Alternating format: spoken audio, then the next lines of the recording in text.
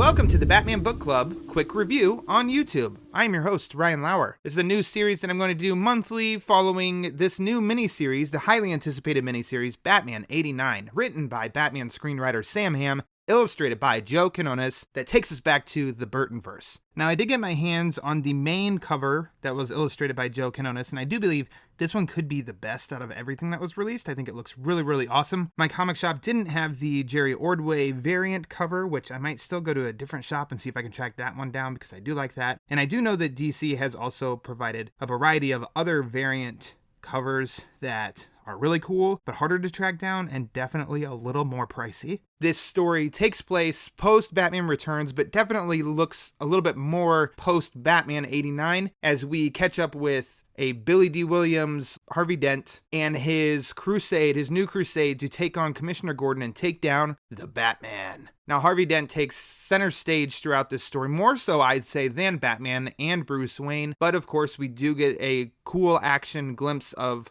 our Dark Knight, as well as a somewhat look-alike Michael Keaton with quite the pineapple do cut, and some other characters that are supposed to be from the Burtonverse but don't necessarily look like the characters from the Burtonverse, and I'm sure that's because of likeness issues. The issue, it moves along at a pretty quick pace. It sets the stage for the next 5 issues, so upon my first reading, because I was able to read it early, I thought the comic itself was alright. It was okay. I was a little whelmed by it, but it did benefit from a second reading when I got my hands on a physical copy, and I will say that the physical copy is much cooler to have your hands on the style of paper they use on the printing. It really helps the art more so than through a digital screen. And with that being said, the story by Sam Hamm, I think it's setting the stage for a pretty emotional story, let's say that, over the next 5 months. So I'm excited to see where that goes.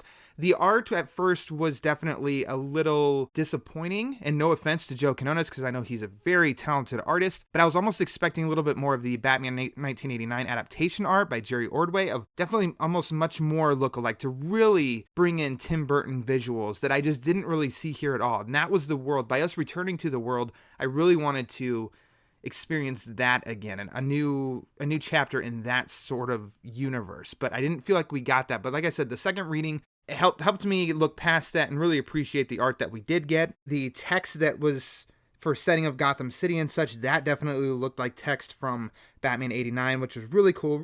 And I really actually liked some of the Easter eggs that I stumbled upon, the respect toward Tim Burton, such as Winona Ryder's Beetlejuice costume, as well as the green-skinned receptionist from Beetlejuice, as well as the alien woman from Mars Attacks, another movie directed by Tim Burton, and as well as a nod to Frank Miller's The Dark Knight Returns, and maybe there's a lot more Easter eggs in here, and that was very cool. So I think overall the story is good, and when we talk Batman 89, I can't go without talking about my man Lawrence. What kind of rating do we give for this issue? Lawrence!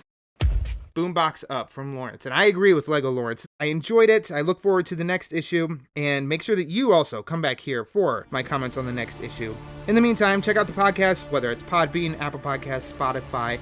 You can support the show through Patreon. That's patreon.com/thebatmanbc. Until we come back next month and dive back into the Tim Burton verse of Batman 89, read more Batman comics.